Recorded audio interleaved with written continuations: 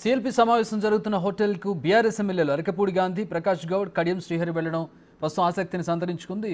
స్థానిక సంస్థల ఎన్నికలు, ప్రభుత్వ పథకాల అమలుపై సిఎల్పి భేటీలో చర్చించనున్నారు. కాంగ్రెస్ పార్టీ లెజిస్లేచర్కి సంబంధించినటువంటి సమావేశం. ఇక దీంట్లో పార్టీ నిర్మాణం, నామినేటెడ్ పదవుల భర్తీపై నాయకులకు CM Revanth Reddy, PCC chief Mahesh Kumar Goud దిశానిర్దేశం చేస్తారు. పిసిసి చీఫ్గా కొత్తగా బాధ్యతలు చేపట్టిన మహేష్ కుమార్ గౌడ్కి ఇదే వేదికపై సన్మానం కూడా చేయబోతున్నారు. ఈ నేపథ్యంలో ఆయన్ను కలిసి అభినందనలు తెలిపేందుకు బీఆర్ఎస్ ఎమ్మెల్యేలు వచ్చి ఉండొచ్చని కాంగ్రెస్ నేతలు అంటూ ఉన్నారు. ముఖ్యమైన అంశాలు అంటే రాష్ట్ర పరిస్థితుల మీద కూడా మనం చేసిన అభివృద్ధి కార్యక్రమాలన్నీ కూడా ప్రజలలోకి తీసుకుపోయే ఉద్దేశంతో సిఎల్పి మీటింగ్ ఇవాళ సమావేశం చేయడం జరుగుతుంది. దీంట్లో మన మెయిన్లీ రైతులకు రుణమాఫీ చేసిన అంశాన్ని కూడా ఎమ్మెల్యేలు అందరూ కూడా, ఎంపీలు, ఎమ్మెల్యేలు, ఎమ్మెల్సీలు వాళ్ళ క్షేత్రంలో వాళ్ళు తీసుకుపోయి ప్రజలకు అందరికీ కూడా వాళ్ళకు అంటే దాన్ని క్షేత్రస్థాయికి తీసుకుపోవాలనే ఉద్దేశంతో అదొకటి. నూతనంగా ఎన్నికైన మహేష్ కుమార్ గౌడ్ గారికి ఆయనకు కూడా అభినందన సభ కూడా దీంట్లో కలిపి చేస్తున్నారు. మెయిన్ ఎజెండా ఏంటంటే కాంగ్రెస్ పార్టీ 6 గ్యారంటీ అభివృద్ధి అంటే పథకాలన్నిటి కూడా ప్రజలకు తీసుకుపోవాలనే ఉద్దేశంతో ఎమ్మెల్యేస్కి దిశానిర్దేశం ఇవ్వడం ఉన్నారు. దానిలో భాగంగానే ఏఐసీ సెక్రటరీలు కూడా ఇప్పుడు మనకు కొత్తగా వచ్చిన విశ్వనాథన్ కూడా ఇంట్రడ్యూస్ చేస్తారు. వాళ్ళని కూడా అందరికి ఎమ్మెల్యేలకు కూడా పరిచయం చేయడం జరుగుతుంది. వాళ్ళు కూడా ఇప్పుడు ఎట్లయితే రివ్యూ మీటింగ్స్ పెడుతున్నారో వాళ్ళు జిల్లా స్థాయిలో కూడా పోయి రివ్యూ మీటింగ్లు పెట్టే ఆలోచన కూడా ఉంది. కాబట్టి అందరితోటి కోఆర్డినేషన్ చేసి రేపటి నుంచి ఇది ఎట్లా ప్రజలకు తీసుకుపోవాలనే దాని మీద మెయిన్ ఎజెండా. అరకపూడి గాంధీ కూడా వచ్చారు కదా పార్టీ మారినట్టు. సార్, నేను ఒక మాట చెప్తున్నా. దీంట్లో పిసిసి అధ్యక్షుడు మహేష్ కుమార్ గౌడ్ గారికి అభినందన సభను ఉన్నది. ఆయనకు అభినందనలు చెప్తాను కూడా వచ్చారు కొంతమంది శాసనసభ్యులు. ఎందుకంటే కాంగ్రెస్ పార్టీ పిసిసి అధ్యక్షుడు మహేష్ కుమార్ గౌడ్ నూతనంగా ఎన్నికైంది కాబట్టి ఆయనకు అభినందనలు తెలియజేస్తాను కూడా వచ్చారు. ముఖ్యమైన అంశాలు అంటే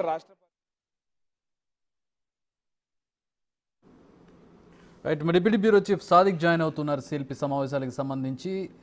సాదిక్, సిఎల్పి సమావేశం ఒక ప్రైవేట్ హోటల్లో జరుగుతోంది. ఇదే వేదికగా పిసిసి చీఫ్గా ఎన్నికైన మహేష్ గౌడ్కి అభినందన సభ కూడా ఏర్పాటు చేశారు. సో ఇది వ్యూహాత్మకంగా చూడాలా? ఎందుకంటే బీఆర్ఎస్ ఎమ్మెల్యేలు సిఎల్పి లీడర్ని ఎన్నుకోవడానికి, పిసిసి చీఫ్ని ఎన్నుకోవడానికి అభినందనలు తెలపాల్సిన అవసరం లేదు. అలాగే సిఎల్పి సమావేశానికి హాజరవ్వాల్సిన అవసరం లేదు.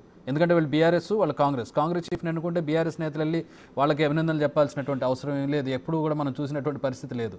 ఏంటి ఈ మీటింగ్ వ్యూహాత్మకమా? మీటింగ్కి వీళ్ళు రావడం కూడా యాదృచ్ఛికమా? చక్రి, దీంట్లో సిఎల్పి సమావేశం మరి కాసేపట్లో ప్రారంభం కాబోతుంది. ముఖ్యమంత్రి రేవంత్ రెడ్డి అధ్యక్షతన జరుగుతున్నటువంటి కార్యక్రమంలో సింగిల్ పాయింట్ ఎజెండా చూసినట్టయితే పిసి చీఫ్గా మహేష్ కుమార్ గౌడ్ నియామకమైన తర్వాత జరుగుతున్నటువంటి తొలి సంబంధించినటువంటి సిఎల్పి సమావేశం ఆయనకు అభినందన తెలపాలని కూడా నిర్ణయించింది పార్టీ. సో ఈ నేపథ్యంలో ఎమ్మెల్సీగా ఉండి ఆయన పిసి చీఫ్గా బాధ్యతలు పొందిన నేపథ్యంలో ఆయనకు సన్మానించాలని కూడా ప్రభుత్వం నిర్ణయించింది. పార్టీ నిర్ణయించిన నేపథ్యంలో ఈ హోటల్లో సమావేశం కావడం జరిగింది. అందులో భాగంగా మహేష్ కుమార్ గౌడ్ సంబంధించినటువంటి ఈ సన్మాన కార్యక్రమంలో అందరూ హాజరు అవుతున్నారు. సో ఎమ్మెల్యేలు, ఎమ్మెల్సీలు, ఎంపీలు ఈ 3 సంబంధించినటువంటి వాళ్ళందరూ కూడా హాజరవుతున్నారు. సో పార్టీ మారినటువంటి వాళ్ళు కూడా రావడం జరిగింది. అరకపూడి గాంధీ కానీ, ఇప్పుడు దాన నాగేంద్ర గారు, శ్రీహరి కానీ, అదేవిధంగా మిగతా సంబంధించిన ప్రకాష్ గౌడ్ వీళ్ళందరూ కూడా హాజరు కావడం జరిగింది. ఎందుకు వచ్చారు అన్న దానిపైన కూడా వాళ్ళతో మాట్లాడితే, మీకు పిసి చీఫ్గా మహేష్ కుమార్ గౌడ్, మా ఎమ్మెల్సీ ఉన్నటువంటి పిసి చీఫ్ మహేష్ కుమార్ గౌడ్ ఆయనకు సన్మాన కార్యక్రమం ఉంది కనుక ఆ సన్మాన కార్యక్రమానికి సంబంధించిన అంశం ఉంది. ముఖ్యమంత్రి రేవంత్ రెడ్డి కూడా రావడం జరిగింది. మనకు చక్రి, ప్రధానంగా చూసినట్టయితే ముఖ్యమంత్రి కూడా వస్తున్నారు. సో ఈ ముఖ్యమంత్రికి స్వాగతం పలికేందుకు కార్యకర్తలు, నాయకులు అంటే ఎమ్మెల్సీలు, ఎమ్మెల్యేలు, మంత్రులందరూ కూడా ఆయనకు స్వాగతం పలుకుతున్నటువంటి సందర్భం కనబడుతుంది. మరి కాసేపట్లో అయితే ముఖ్యమంత్రి రేవంత్ రెడ్డి అధ్యక్షతన సిఎల్పి సమావేశం ఈ ట్రెడెంట్ హోటల్లో ప్రారంభం కాబోతుంది. ప్రధానంగా మహేష్ కుమార్ గౌడ్ పిసి చీఫ్గా పదవి బాధ్యతలు చేపట్టిన తర్వాత ఆయనకు సన్మాన కార్యక్రమం ఉంటుంది. అంతేకాకుండా పార్టీ హైకమాండ్ కూడా వాళ్ళు ఒక అంటే సిఎల్పి సమావేశం ఒక తీర్మానం చేయబోతున్నారు. కృతజ్ఞతా తీర్మానం అంటారు. అంటే సిఎల్పి నేతగా మనకు పిసి చీఫ్గా మహేష్ కుమార్ గౌడ్ నియామకం పట్ల సంతోషం వ్యక్తం చేస్తూ ఆ పార్టీకి హైకమాండ్కు అయితే చేయడం జరిగింది. ముఖ్యమంత్రి రేవంత్ రెడ్డి అభివాదం చేస్తూ ఉన్నారు కార్యకర్తల నాయకులకు. అడ్డూరు లక్ష్మణ్ విప్పు, అదేవిధంగా ఆది శ్రీనివాస్ విప్పు, మంత్రి పొన్నం ప్రభాకర్ వీళ్ళందరితో కూడా అభివాదం చేస్తూ లోనికి వెళ్తున్నారు. మరి కాసేపట్లో అయితే సిఎల్పి సమావేశం ఉండబోతుంది. ప్రధానంగా చూసినట్లయితే ఈ యొక్క సమావేశంలో మనకు ఈ సిఎల్పి సమావేశంలో మహేష్ కుమార్ గౌడ్ పిసిసి చీఫ్గా నియమితులైన సందర్భంగా ఆయనకు అభినందన చేస్తారు. సో ఉంటుంది. దీంతో పాటుగా మనకు కీలకమైనది కాంగ్రెస్ పార్టీ సంబంధించినటువంటి ఇన్ఛార్జ్ దీపాదాస్ మున్షితో పాటుగా పార్టీ వ్యవహారాలు చూసేటువంటి ఇన్ఛార్జీలు కూడా ఇద్దరు రావడం జరిగింది. విష్ణువర్ధన్, విశ్వనాథ్ ఇద్దరు కూడా రావడం జరిగింది. వారు కూడా వీళ్ళు ఈ యొక్క సిఎల్పి సమావేశంలో వాళ్ళందరికీ పరిచయ కార్యక్రమం కూడా ఉంటుంది. సో ఇక నుండి వారంతా కూడా ఆ పార్టీ పరంగా మరింత పటిష్టపరిచే విధంగా పార్టీ ప్రభుత్వం రెండు కూడా సమపాలనలో ప్రజల్లోకి తీసుకెళ్లాలి. ఎందుకంటే దేశవ్యాప్తంగా ఏ రాష్ట్రం కూడా అమలు చేయనటువంటి కార్యక్రమం ప్రభుత్వం చేపట్టింది రేవంత్ రెడ్డి సర్కారు.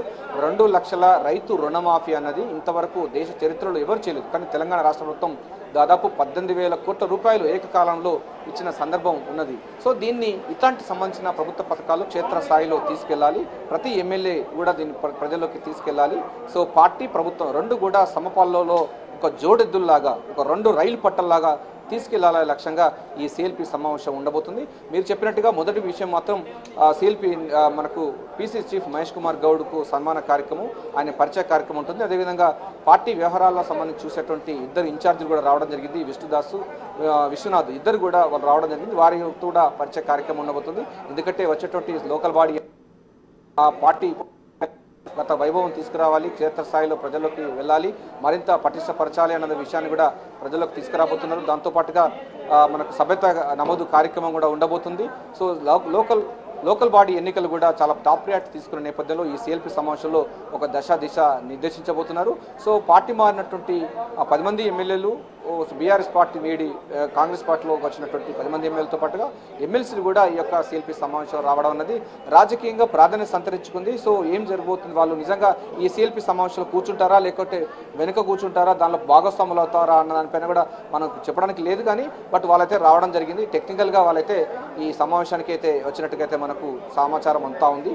సో అక్కడ దాంట్లో ఎందుకు వచ్చారని మనం మాట్లాడితే ఇక్కడ మహేష్ కుమార్ గౌడ్ను సన్మానించే కార్యక్రమం ఉంది కనుక మేము సన్మానించడానికి వచ్చాము. ఒక ఎమ్మెల్సీ, ఒక పిసిసి చీఫ్గా ఆయన పదవి బాధ్యతలు చేపట్టడం జరిగింది. దాని సందర్భంగా ఈ కార్యక్రమానికి వచ్చేసామని వాళ్ళు చెప్తా ఉన్నారు. సో ఏదైనప్పటికీ దీంట్లో ఈ పిసిసి చీఫ్ మహేష్ కుమార్ గౌడ్ నియామకమైన తర్వాత మొట్టమొదటి ఈ సిఎల్పి సమావేశం కావడంతో ఇది ప్రాధాన్యత సంతరించుకుంది, రాజకీయ ప్రాధాన్యత ఉంటుంది. క్షేత్రస్థాయిలో ప్రభుత్వ పథకాలను పార్టీ పరంగా ముందుకు తీసుకువెళ్ళాలి. పార్టీ ప్రభుత్వం రెండు వేరు కాదు, రెండు ఒకటే. ఇది క్షేత్రస్థాయిలో ప్రజలు తీసుకువెళ్ళే లక్ష్యంగా ముఖ్యమంత్రి రేవంత్ రెడ్డి ఈ సిఎల్పి సమావేశంలో చర్చించబోతున్నారు. వీరందరికీ మార్గదర్శకత్వాన్ని నిర్దేశించబోతున్నారు. Chakri, thanks for the updates Sadiq.